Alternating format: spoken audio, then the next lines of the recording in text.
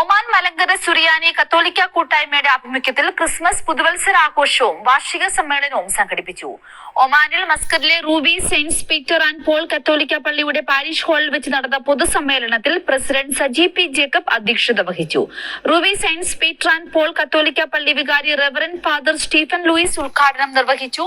Director reverend father Varghese Valikode, father Thomas Vettikalayil, father Diego Sario, unit vice പ്രസിഡന്റുമാരായ Nibu Mathew, Roji T Thomas, Sinoj Samuel, Binu എന്നിവർ ആശംസാ പ്രസംഗം നടത്തി. Ruwi, Ghala, Nizwa, Salalah, Sohar യൂണിറ്റുകളുടെ കലാപരിപാടികൾ നടന്നു. സമ്മേളനത്തിന് general secretary Rona Thomas, Biju Mon, Joseph Mathew, Jiji Varghese എന്നിവർ പരിപാടികൾക്ക് നേതൃത്വം നൽകി. കുടുംബജീവിതത്തിന്റെ 25ാം വാർഷികം ആഘോഷിക്കുന്ന 5 ദമ്പതികളെ ചടങ്ങിൽ ആദരിച്ചു.